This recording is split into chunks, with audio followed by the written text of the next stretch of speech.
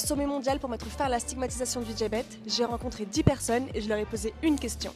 Quelle est la chose la plus surprenante que vous ayez apprise sur la stigmatisation du diabète? Is how common the experiences are of people living with diabetes around the world. From now on going forward, we will use the proper language.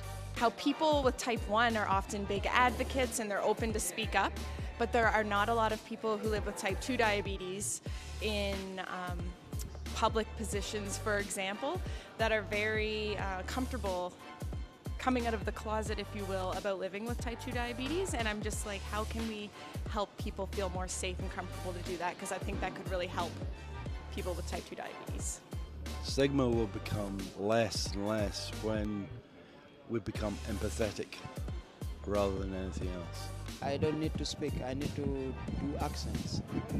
And accents speak louder than voice. How much we need to do. And I think that we've got a lot of really good ideas, and I think one of the ideas I found really interesting was the one about the fact we have to measure the outcomes of us measuring diabetes stigma, and like to see if there's any like positive outcomes from it.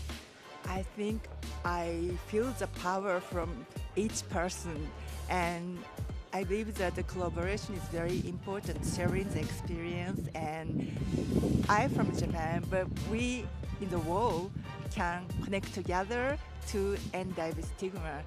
One of the most interesting things I've learned today was about the risk of reinforcing stigma while trying to eradicate it. So probably the most surprising thing that I have seen around diabetes stigma is that it is so common across the world, and it is the commonality of the challenge is also what kind of brings us together on this subject.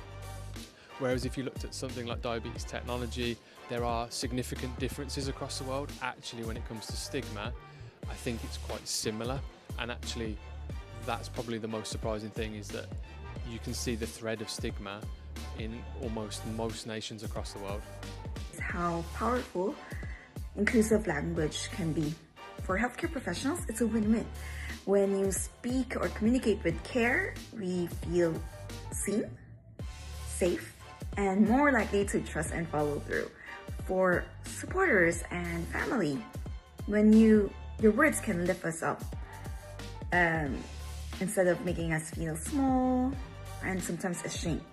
And for those of us living with diabetes, we have the power to speak up, advocate for ourselves, and break the silence, because how we speak shapes how we heal.